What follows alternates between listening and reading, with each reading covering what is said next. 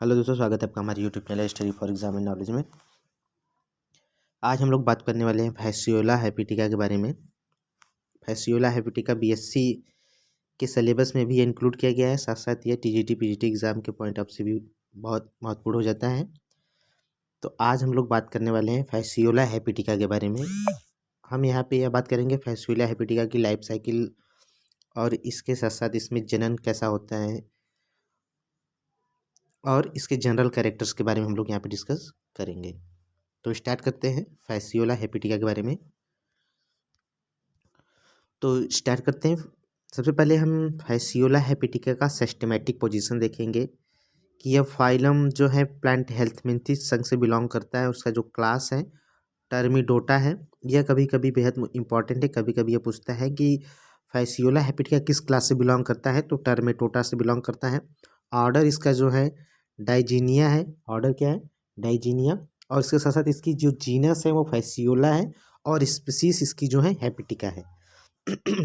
Fasciola hepatica के बारे में बात करें तो इसमें जो होता है यह एक फ्लैट लाइट स्ट्रक्चर है और इसके इंटीरियर पार्ट पे जो होता है माउथ होता है और माउथ के ठीक नीचे एक ओरल सुकर होता है और ओरल सुकर के पीछे पोस्टीरियर सुकर होता है और ओरल सुकर और पोस्टीरियर सुकर के बीच में एक पोर होता है जिसे हम जो गोनोपोर कहते हैं, जिसे हम क्या कहते हैं? Gonopore.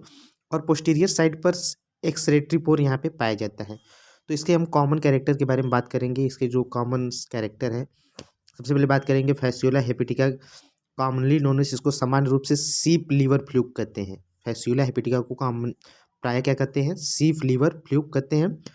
Liver fluke has dorsal ventrally flattened unsegmented body with two suckers. जो लीवर फैसियोला हेपेटिका का जो संरचना है यह फ्लैटेड संरचना है और अनसेगमेंटेड, इसमें कोई सेगमेंट नहीं पाया जाता और इसमें दो सुकर पाए जाते हैं। जैसे बताया गया है कि एक इंटीरियर पार्ट में पाया जाता है जिसे हम ओरल सुकर कहते हैं और उसके जस्ट नीचे एक पोर पाया जाता है जिसे हम पोस्टीरियर सुकर भी कहते हैं या फिर एसिटाबुलम कहते हैं। क्या कहते हैं? एसिटाबुलम। ओरल सुकर और एसिटाबुलम के बीच में एक पोर होता है जिसे हम क्या कहते हैं? गोनोपोर कहते हैं। इसे ही जेनिटल पोर कहते हैं। गोनोपोर को हम क्या कहते हैं? जेनिटल पोर कहते हैं। Genital pore present between both suckers, यानी एंटीरियर सुकर और पोस्टीरियर सुकर के बीच में उपस्थित होता है। फैसियोला हेपेटिका एक इंडो पैरासाइट है। कैसा है? इंडो पैरासाइट है, अंतःपरजीवी जीव है और यह डाइजेंटिक है, द्विपोषिदी। इसका जो जीवन चक्र होता है दो पोषियों पर निर्भर करता है।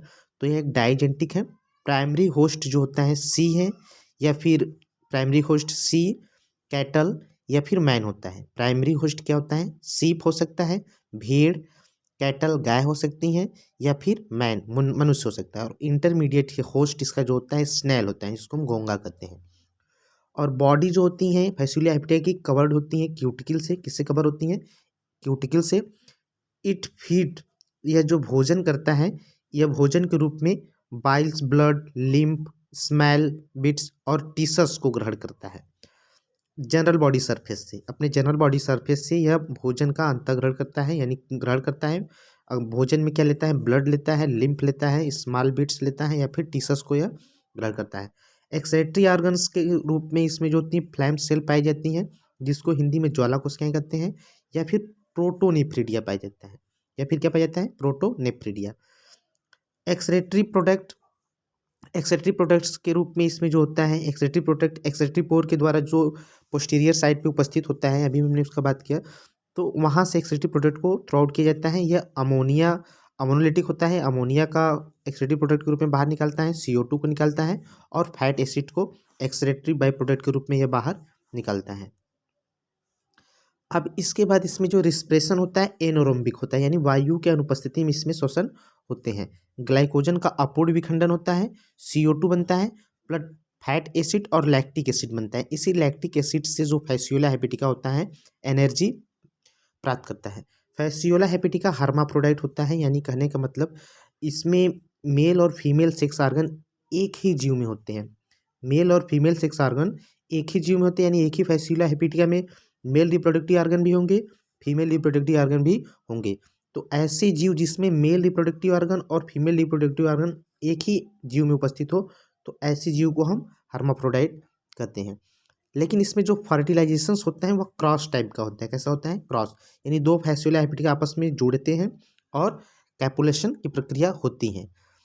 तो यहाँ पे हम लोग बात करेंगे रिप्रोडक्टिव सिस्टम के बारे में। Male reproductive system, mail reproductive organ क्या है और फीमेल रिप्रोडक्टिव ऑर्गन क्या है, और इसके बारे में हम लोग यहाँ पे डिस्कस करेंगे। तो मेल रिप्रोडक्टिव ऑर्गन के बारे में सबसे पहले बात करेंगे। तो इसमें एक जोड़ी टेस्टिस पाया जाता है। कितना पाया जाता है? एक जोड़ी टेस्टिस। वास डिफरेंशिया पाई जाती है जिसे हम शुक्राशय नली कहते हैं। सेमिनल विसिकल पाया जाता है जिसे हम शुक्राशय कहते हैं। सिरस पाया जाता है, यह पेनिस के समान होता है, और सिरस सैक होता है। और क्या होता है? सिरस सैक, और इसके साथ कुछ सहायक ग्रंथि होती हैं जैसे एजुलेक्टरी डक्ट होता है। उसी तरह से फीमेल रिप्रोडक्टिव की बात करें तो एक ओवरी पाया जाता है, ओविडक्ट होता है, यूट्रस होता है, वेटलाइन ग्लैंड होते हैं, और इसके साथ साथ कुछ सहायक अंग और पाए जाते हैं। इन सब की बात हम करेंगे।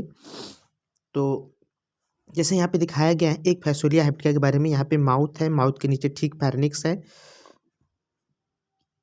फैरिंक्स के नीचे एक पोर पाया जाता है जिसको हम जेनाइटल पोर भी कहते हैं।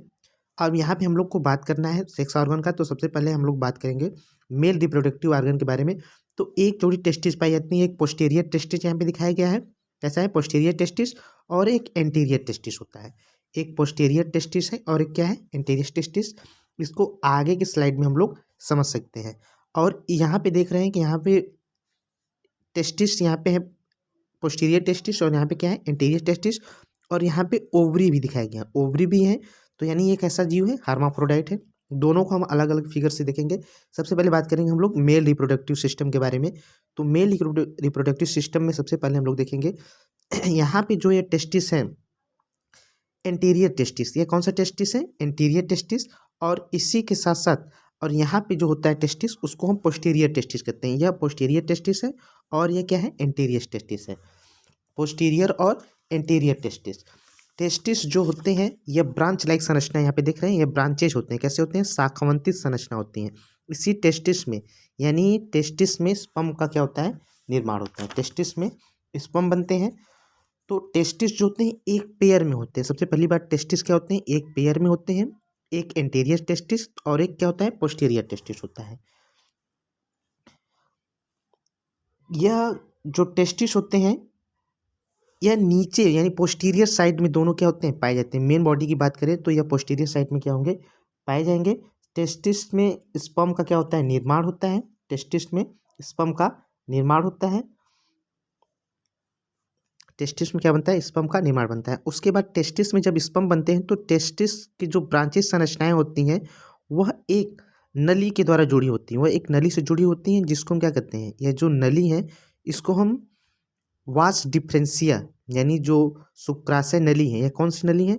यह जो दो नली दिखाई दे रही है यहाँ पे, जो संरचना यहाँ पे दिखाई दे रहा है, दो नली के समान जो संरचना दिखाई दे रही है, एक यह संरचना है, एक यह संरचना और एक यह संरचना। यह क्या है? यह शुक्राशय नली है। यह शुक्राशय नली है जिसको हम वास डिफरेंशिया कहते हैं। क्या कहते हैं? इसको हम वास डिफरेंशिया कहते हैं। यह शुक्राणु जो टेस्टिस में शुक्राणु बनते हैं उसको ले करके यह जो वास डिफरेंशिया है आगे एक स्थान पे जुड़ती हैं। आगे स्थान पे क्या हो जाती हैं? जुड़ती हैं। जहाँ पे यह जुड़ती हैं इसी को हम एसिटिबुलम यानी एसिटाबुलम वाले स्थान पर क्या होती हैं? यहाँ पर अपने करके जुड़ जाती हैं। और स्पर्म को लेकर के सेमिनल विसिकल में, किसमें? सेमिनल विसिकल में जाकर के ओपन हो जाती हैं। तो यहाँ पे हम लोग बात कर लिए टेस्टिस, यानी एक जोड़ी टेस्टिस पाई जाती हैं, एंटीरियर टेस्टिस और पोस्टीरियर टेस्टिस, जिसमें शुक्राणु का निर्माण होता है या ब्रांचेज होती हैं। और शुक्राशय नली के द्वारा जो शुक्राणु होते हैं, स्पर्म होते हैं, उसको सेमिनल वेसिकल तक पहुँचाया जाता है। अब जो सेमिनल वेसिकल होता है, सेमिनल वेसिकल्स में इसमें यह जो नाशपाती के आकार की संरचना दिखाई दे रही है, राउंड से संरचना जो है यहाँ पे दिखाई दे रही है, यह नाशपाती के आकार की जो संरचना है इसी को हम सेमिनल वेसिकल कहते हैं। इसी में जो स्पर्म होते हैं वह इकट्ठा होते हैं। क्या होते हैं? यहाँ पे स्पर्म कलेक्ट होते हैं, इकट्ठा होते हैं। अब सेमिनल वेसिकल जो होता है आगे जाकर के एजुलेक्ट्री डक्ट में, किसमें? एजुलेक्ट्री डक्ट में जाकर के ओपन होता है। स्खलन नलिका में जाके क्या होता है? ओपन होता है। अब शुक्राणु स्खलन नलिका में क्या होंगे? आगे जाकर के ओपन होंगे। जो एजुलेटरी डक्ट है यहाँ पे दिखाया गया है, यह जो संरचना है क्या है, एजुलेटरी डक्ट। एजुलेटरी डक्ट जो होता है आगे जाके सीरस सैक्स यानी सीरसस में ओपन होता है, जो एक पेनिस के समान होता है, जो किसके समान होता है, पेनिस के समान होता है। और जो सीरस होते हैं पेनिस के समान होते हैं, और यह मेल जेनिटल पोर्स के द्वारा बाहर निकलते हैं और अंदर आते रहते हैं। बाहर निकलते हैं कैपुलेशंस के समय, यह मेल जेनिटल पोर्स से बाहर निकलते हैं और अंदर आते रहते हैं। और इसी जो सीरस होता है यानी जो पेनिस होता है उसके चारों तरफ एक कवरिंग होती है जिसको सेरस सैक कहते हैं। और इसी में एक प्रोस्टेट ग्लैंड होता है जो एक प्रकार के क्षारीय पदार्थ का स्राव करता है, जो स्पर्म को मूवमेंट करने में क्या करता है, मदद करता है, जो स्पर्म को मूवमेंट करने में मदद करता है। तो इस तरह से हम लोग बात किए मेल रिप्रोडक्टिव के बारे में कि मतलब एक जोड़ी टेस्टिस पाया जाता है जो स्पर्म बनता है, और शुक्राशय नली के द्वारा यह एक स्थान शुक्राशय नली के द्वारा स्पर्म को सेमिनल विसिकल तक पहुंचाया जाता है। सेमिनल विसिकल से फिर यह एजुलेटरी डक्ट के द्वारा आगे की तरफ बढ़ते हैं और सीरस में जाकर के ओपन होते हैं। सीरस पेनिस के समान संरचना है जो मेल जेनिटल पोर के द्वारा कैपुलेशंस के समय बाहर निकलता है और अंदर जाता है। और इसी जो सीरस सैक होता है उसी में प्रोस्टेट ग्लैंड होती हैं जो एक प्रकार के क्षारीय पदार्थ का स्राव करती हैं, जो स्पर्म के मूवमेंट के लिए क्या होता है, मदद करता है। अब इसके बाद हम लोग बात करेंगे फीमेल रिप्रोडक्टिव आर्गन के बारे में। तो फीमेल यहाँ पे देख लिए मेल रिप्रोडक्टिव आर्गन यहाँ पे दिखाया गया है, और यह क्या है, फीमेल रिप्रोडक्टिव आर्गन। अब यहाँ पे हम लोग बात करेंगे फीमेल रिप्रोडक्टिव आर्गन के बारे में। तो सबसे पहले बात करेंगे ओवरी की। अब यहाँ पे ओवरी पाई जाती हैं। ओवरी जो होती है एक ब्रांचेस यानी शाखित संरचना पाई जाती है, एक ही होती है। ओवरी क्या होती है, एक ही होती है, एक शाखित संरचना है ओवरी। तो ओवरी में क्या बनते हैं, ओवरी में ओवा बनते हैं। ओवा जब ब्रांचेस संरचना है यानी ओवा जब बन जाते हैं तो आगे एक नली के द्वारा पास आउट होते हैं जिसको हम क्या कहते हैं, ओविडक्ट। ओविडक्ट में यह पास आउट हो जाते हैं। ओविडक्ट में क्या होते हैं, यह पास आउट हो जाते हैं। इसी में आकर के ओवरी क्या होता है, ओपन होता है। अब इसके बाद बात करेंगे हम लोग यूट्रस की। यह जो देख रहे हैं संरचना यूट्रस जो होता है यह काफ़ी कन्वोल्यूटेड यानी जो कुंडलित संरचना है, यह काफ़ी कुंडलित संरचना होती है। और इसी में फर्टाइल एग जो होते हैं यहाँ पे अधिक संख्या में, यहाँ पे इसी में क्या होते हैं, फर्टाइल एग आकर के यहाँ पे जमा होते रहते हैं। इसी में क्या होते हैं, फर्टाइल एग आकर क्या होते हैं, जमा होते रहते हैं। अब इसके बाद बात करेंगे हम लोग वेटलाइन ग्लैंड्स के बारे में। यानी यह तो हो गया ओवरी में ओवा बना, ओवा जो हुआ एक नैरो नली के द्वारा पास आउट हुआ जिसको हम क्या कहेंगे, ओविडक्ट कहेंगे। ओविडक्ट से जो होता है, जो एग होता है वह यूट्रस में स्थानांतरित हो जाता है। तो ओविडक्ट से जब एक यूट्रस में स्थानांतरित होता है तो उसी समय एक होता है वेटलाइन ग्लैंड। एक क्या होता है, एक मेल ग्लैंड है और एक वेटलाइन ग्लैंड है, एक वेटलाइन ग्लैंड और मेल ग्लैंड। यहाँ पे यूट्रस, ओविडक्ट और ओविडक्ट जो यहाँ पे पास आउट हुआ, एक जो यूट्रस में जो पास आउट हो रहा है, तो उसी के जंक्शन पॉइंट पे जो होता है एक मेहेलिस ग्लैंड होता है और एक होता है वेटलाइन ग्लैंड और मेहेलिस ग्लैंड का सबसे पहले बात कर लेंगे हम। यह सहायक ग्रंथि है, क्या है, सहायक ग्रंथि है। तो मेहेलिस ग्लैंड का क्या काम है, तो मेहेलिस ग्लैंड जो होती हैं, यह मेहेलिस ग्लैंड जो होती है एक प्रकार के द्रव का सेक्रेशंस करती हैं, एक प्रकार के द्रव का क्या करती हैं, सेक्रेशंस करती हैं, जो एक को यूट्रस में जाने के लिए क्या करता है, मदद करता है। जो एक को यूट्रस में स्थानांतरित यानी उसके खिसकने के लिए क्या करता है, मदद करता है। तो मेहेलिस ग्लैंड एक प्रकार के द्रव का स्राव करेगी जो यूट्रस को गति के लिए क्या करेगा, यूट्रस को आगे जो एक को यूट्रस तक पहुंचाएगा।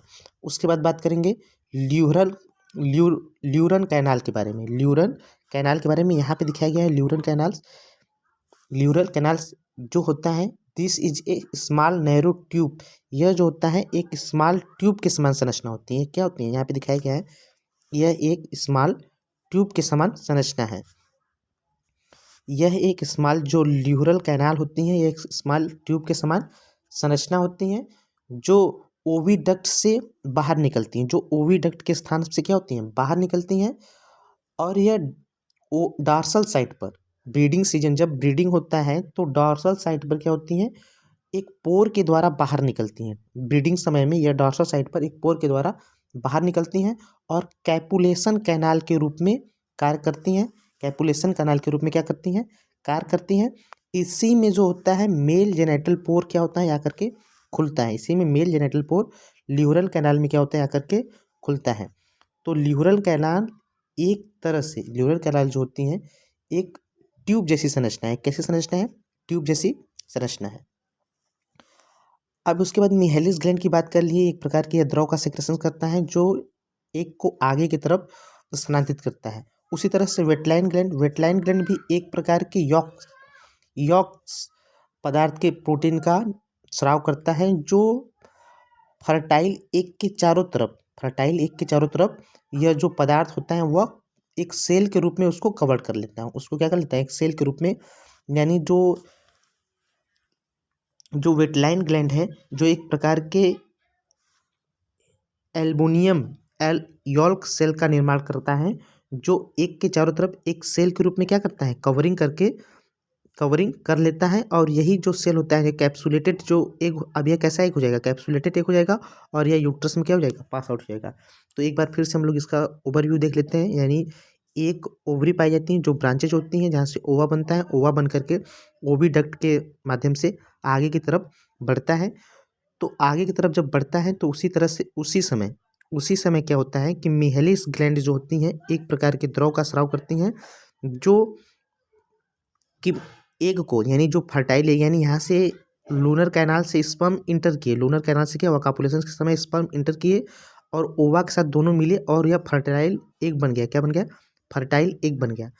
तो एग बनने के बाद मिहेलिस ग्लैंड जो होता है एक द्रव का स्राव करेगा, जो एग को यूट्रस में जाने के लिए, गति करने के लिए क्या करेगा, मदद करेगा। उसी समय जब फर्टाइल एग बना तो उसी समय वेटलाइन ग्लैंड जो है एक प्रकार के एल्ब्यूमिनियम यॉल्क का स्राव करता है, जो फर्टाइल एग के चारों तरफ क्या करता है, उसके चारों तरफ एक सेल का निर्माण कर देता है। अब यह जो एग होता है वह आगे यूट्रस में क्या हो जाता है, स्थानांतरित हो जाता है। तो यहाँ पे देख लिया हम लोग यूट्रस एक प्रकार का हाईली कॉन्कुलेटेड संरचना होती है, कुंडलित संरचना होती है, जिसमें एक क्या होते हैं, फर्टाइल एग क्या होते हैं, आकर के यहाँ पे व्यवस्थित होते हैं। तो आगे हम लोग इन सभी को बारी बारी से डिस्कस करने वाले हैं। जैसे रिप्रोडक्टिव सिस्टम में हम लोग देख लेंगे अब यहाँ पे। तो लीवर फैसियोला हेपेटिका एक हर्माफ्रोडाइट होता है, यानी जैसा बताया गया है, with well developed reproductive organ इसमें पाए जाते हैं। इसमें क्रॉस फर्टिलाइजेशन देखने को मिलता है। कैसा फर्टिलाइजेशन होता है, cross fertilisation. Male reproductive organ की बात करें तो मेल रिप्रोडक्टिव ऑर्गन के रूप में एक जोड़ी टेस्टिस है, vas deferentia, seminal vesicles, ejaculatory duct, cirrus और जो पेनिस के समान होता है, और उसका प्रोस्टेट ग्लैंड और जेनाइटल एरिटम्स होता है। तो टेस्टिस की बात करें तो एक pair of testis lies in the posterior middle part of the body. They are tubular and much refined place on behind the other. These are branches occupy the major portion of the behind to middle of the body. यानी पोस्टीरियस का एक बहुत बड़ा भाग क्या करता है, cover करता है। अब इसमें क्या बनता है, स्पर्म बनता है। उसके बाद बात करेंगे वास differentia. From each testis arise a narrow cylinder vas difference which unit anterior near the acetabulum, जो कि एसिटाबुलम जाकर मिलते हैं, जिसमें सेमिनल विसल्स में जाकर के क्या हो जाते हैं, ओपन हो जाते हैं। इसके बाद बात करेंगे सेमिनल विसल की। तो seminal vesicles is formed by the union of two vas deferentia, जहाँ पे टू वास डिफरेंशिया आकर मिलती हैं near the ventral suckers. The seminal vesicles is dilated elongated a board back like structure, जैसे नाशपाती के आकार की संरचना होती हैं। इसी में जो स्पर्म होते हैं वो क्या होते हैं, स्टोर होते हैं। इसके बाद बात करेंगे एजुलेक्ट्री डक्ट की। The seminal vesicles continuous anteriorly into narrow collided tube neck like संरचना, जिसको हम एजुलेक्ट्री डक्ट कहते हैं। अब इसी में जो होते हैं स्पर्म आकर के एजुलेक्टेड होते हैं। अब इसके बाद बात करेंगे सीरस सेस या सीरस का। सीरस जो है एक पेनिस के समान संरचना है। The ejaculatory duct open into the muscular elongated copulatory organ cirrus यानी एजुलेटरी डक्ट एक मस्कुलर संरचना जो होती है जिसको हम क्या कहते हैं कैपिलरी आर्गन, जिसको सीरस या पेनिस कहते हैं, उसमें जाकर के ओपन होता है ejaculatory duct. Terminated a common genital एरिटम by male genital apparatus. The serous, seminal vessel and prostate gland surrounded by a common sheath called serous sac. अब प्रोस्टेट ग्लैंड का क्या काम है? These are the unicellular gland which surrounded open in the ejaculatory duct. These are numerous and secreted alkaline fluids, एक प्रकार के क्षारीय पदार्थ का स्राव करता है, which help in the free movement of sperm at the time of copulation. इसके बाद बात करेंगे genital apparatus. This is the common chamber for male and female genital apparatus which open ventrally by gonopore in the front of acetabulum. यह हो गया male reproductive बारे में. अब फीमेल रिप्रोडक्टिव के बारे में बात करेंगे हम लोग. The female reproductive organ Fasciola hepatica consist of एक ओवरी पाया जाता है जिसको हम मैरियम भी कहते हैं, और एक ओविडक्ट होता है, यूट्रस होता है, वेटलाइन ग्लैंड होता है, और मेहलिस ग्लैंड होता है, और जेनेटल एरिटम और लूरर कैनाल होता है. तो ओवरी जैसा बताया कि एक ओवरी पाया जाता है. ओवरी व जर्मेनियम इस सिंगल ट्यूबुलर संरचना होती है, ब्रांचेस होती हैं, शाखित होती हैं, situated anterior 1/3 side of the body, यानी ये एंटीरियर साइड पे पाई जाती हैं जो शरीर का 1/3 भाग क्या करती हैं, कवर करती हैं. Oviduct the ovary open into the short and narrow tube oviduct. The oviduct run down oblique and open into the medium vitelline ducts, जो कि वेटलाइन डक्ट में क्या होती हैं, खुलती हैं. अब बात करेंगे यूट्रस में. Uterus is wide convoluted small tube which arise from the junction of oviduct medium wetline duct and consist a fertilized egg. इसमें फर्टिलाइज एग होते हैं जिसके चारों तरफ एक कैप्सूल डेवलप होता है. Uterus open into the common genital atrium by a female genital apertures. The terminal of part of uterus has a muscular wall through which injected egg. occasionally it receive the serous or penis during the copulations. तो कापुलेशंस के तरफ समय जो होता है इसमें जो होते हैं सीरस ओपन होते हैं. वेटलाइन ग्लैंड के बारे में बात करेंगे. जैसा बताया गया, it consist of large number of small rounded foliage occupied considerably part of the lateral side of the body. The wetline glands produce a aluminium yolk and egg cell. These are open into the longitudinal wetline duct on each side with a minute duct. The two longitudinal duct of the both side are consisted together transfer wetline duct above a middle wetline ducts. यह जो होते हैं एक प्रकार के aluminium York cell का निर्माण करते हैं जो एक के चारों तरफ क्या करता है, एक सेल के रूप में कवरिंग करता है. इसके बाद मेहलिन ग्लैंड्स क्या है? Numerous unicellular Mehlis gland situated around the junction of medium vitelline duct oviduct and uterus.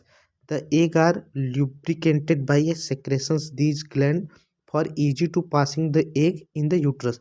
यानी मेहलाइन ग्लैंड से एक प्रकार के द्रव का स्राव होता है जो एग को यूट्रस में पास करने के लिए क्या होते हैं, मदद करते हैं. उसके बाद ल्यूरल कैनाल, जैसा कि बताया गया ल्यूरल कैनाल कैसा होता है?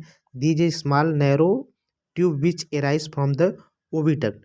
यानी ये एक प्रकार की नली होती हैं जो ओविडक्ट से निकलती हैं. It open into the dorsal site during the breeding season only it act of the copulation canal. यानी ब्रीडिंग सीजन के समय जो पेनिस होता है इसी ल्यूरल कैनाल में आकर क्या होता है, ओपन होता है और स्पर्म को पास आउट करता है. अब इसके बाद बात करेंगे कापुलेशंस की. तो इन लीवर फ्लूक्स यानी फैसियोला हेपेटिकम कापुलेशन जो होता है take place by duct the primary host. In copulations two Fasciola hepatica bearing their the gonopore के द्वारा जुड़ जाते हैं. Position in head and tail positions their the body. Cirrus व penis one fluke everted through its gonopore and penetrate into the Laurer's canals of other flukes. The spermatozoa transforminate secretion of the prostate gland facilitated sperm from the active fertilizations. तो इस तरह से जो होता है इनमें कापुलेशन होता है, यानी जो पेनिस होता है वह ल्यूनर कैनाल में जाकर के ओपन होता है और वहाँ पे स्पर्म क्या करता है, थ्रो आउट करता है और ओविडक्ट से ओवा वहाँ पे आते हैं और दोनों आपस में फ्यूज करते हैं और फर्टिलाइजेशन होकर के जाइगोट का क्या होता है, निर्माण हो जाता है. और फर्टाइल एग के चारों तरफ एक कवरिंग होती है यॉल्क सेल की, और एक कैप्सूल का निर्माण हो जाता है जो यूट्रस में क्या होता है, स्थानांतरित कर दिया जाता है। तो इस तरह से इसमें रिप्रोडक्शंस होता है। अब आगे बात करेंगे हम लोग फर्टिलाइजेशंस। जैसा बताया, फर्टिलाइजेशन जो होता है क्रॉस फर्टिलाइजेशंस होता है। अब यहाँ पे एक जो है डेवलपमेंट हो रहे हैं, हम इसके डेवलपमेंट की बात बाद में करेंगे। इसके बाद सबसे पहले हम डिस्कस कर लेते हैं इसका जीवन चक्र के बारे में। किसके बारे में? जीवन चक्र, लाइफ हिस्ट्री ऑफ फैसुलिया हेपेटिका, या डेवलपमेंट के बारे में बात करेंगे। फैसुलिया हेपेटिका आपको पता है डाइजेनेटिक होता है, 2 पोषदों में इसका जीवन पूरा होता है। प्राइमरी होस्ट जो होता है सीप होता है, और इंटरमीडिएट होस्ट जो होता है स्नेल होता है। क्या होता है? स्नेल या घोंघा। तो प्राइमरी होस्ट जो होता है मैन भी हो सकता है और कैटल भी हो सकती हैं। जैसा बताया गया यह हर्माफ्रोडाइट है, लेकिन इसमें कॉर्प फर्टिलाइजेशन पाया जाता है। फर्टिलाइजेशन जो होता है इंटरनल होता है। इट प्रोवाइड अबाउट 50,000 एक तक ये क्या करते हैं, एक बार में प्रोवाइड करते हैं। क्लेवेज यानी जो इसमें जाइगोट बनता है, एग में जो विभाजन होता है वो होलोब्लास्टिक और अनइक्वल प्रकार का होता है। कैसा होता है? होलोब्लास्टिक और अनइक्वल प्रकार का होता है। तो सबसे पहले बात करेंगे यहाँ पे एक लार्वा होता है, यानी जाइगोट जब बनता है, जब फर्टिलाइज एग होते हैं तो उसमें डेवलपमेंट होते हैं। डेवलपमेंट के थ्रू एक लार्वल अवस्था होता है जिसको मेटासर्केरिया लार्वा कहते हैं। यही इन्फेक्टिव लार्वा होता है, यानी इन्फेक्टिव स्टेज होता है। मेटासर्केरिया लार्वा ही क्या होता है? इन्फेक्टिव स्टेज होता है, होस्ट में यही इन्फेक्शन करता है। तो सबसे पहले जब मेटासर्केरिया लार्वा किसी, मान लेंगे किसी प्लांट पर या किसी जगह पर यह मेटासर्केरिया लार्वा उपस्थित है, तो अगर प्लांट पे है या फिर किसी क्रॉप पे है, तो वहाँ से किसी जैसे वेजिटेबल के थ्रू या कैटल में भी स्थानांतरित हो सकता है, सीप में भी स्थानांतरित हो सकता है, और वेजिटेबल के थ्रू मनुष्य में भी यह क्या हो सकता है? स्थानांतरित हो सकता है। उसके बाद वहाँ पे आने के बाद ये अमाशय से लीवर में चला जाता है मेटासर्केरिया लार्वा। मेटासर्केरिया लार्वा में जाने के बाद यहाँ पे इसमें क्या होता है? सेक्सुअल रिप्रोडक्शन होता है। यानी मेटासर्केरिया लार्वा जब लीवर में चला जाता है तो वह पूरी तरह से डेवलप हो जाता है एक फैसियोला हेपेटिका में। किस में डेवलप हो जाएगा? फैसियोला हेपेटिका में। अब इस फैसियोला हेपेटिका में सेक्सुअल रिप्रोडक्शन होगा, जैसा कि हमने बताया। अभी इसके बारे में हम लोग चर्चा किए। फैसियोला हेपेटिका में अब सेक्सुअल रिप्रोडक्शन होगा। सेक्सुअल रिप्रोडक्शन होने के बाद अब इसमें जो एग बनेंगे, यानी सेक्सुअल रिप्रोडक्शन के थ्रू जो एग बनेंगे वह अनएम्ब्रियोनिक एग होते हैं। कैसे एग होते हैं? अनएम्ब्रियोनिक एग होते हैं। अब अनएम्ब्रियोनिक एग जो होते हैं वह मनुष्य के फीसेस में क्या होते हैं? बाहर निकलते हैं, मनुष्य के फीसेस से बाहर निकलते हैं अनएम्ब्रियोनिक एग। फिर इसमें एम्ब्रियो क्या होता है? डेवलप्ड होता है। इसमें धीरे धीरे क्या डेवलप हो जाता है? एम्ब्रियो डेवलप हो जाता है। अब उसके बाद यह जो होता है लार्वा, इसके चारों तरफ सीलिया डेवलप हो जाता है।